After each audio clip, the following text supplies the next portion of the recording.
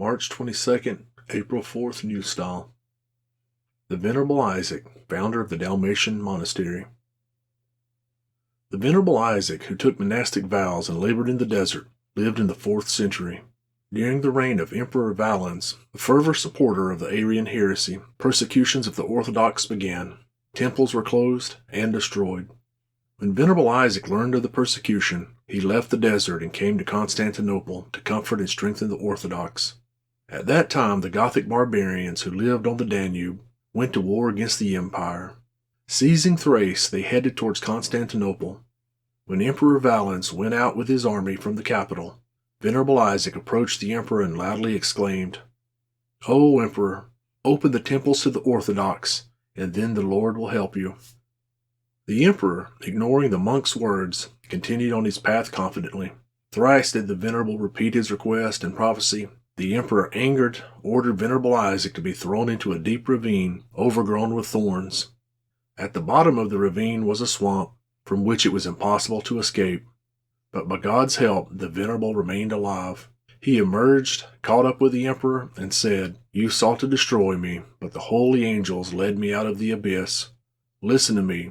Open the temples to the Orthodox, and you will defeat your enemies. But if you do not heed me, you will not return alive, but perish in fire." Surprised by the boldness of the elder, the emperor ordered his attendants, Saturninus and Victor, to take the Venerable One and keep him imprisoned until his return. The prophecy of the saint came true. The Goths defeated and began to persecute the Greek troops. Together with his Arian military commander, the emperor took refuge in a barn with straw, and they were burned by the advancing enemy. After the news of the emperor's death, Venerable Isaac was released and began to be revered as a prophet of God.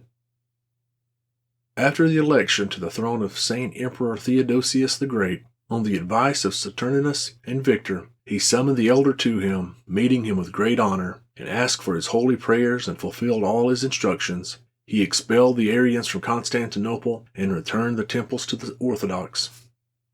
Although the Venerable Isaac wanted to return to the desert, Saturninus and Victor begged him to stay in the city and protect it with his prayers.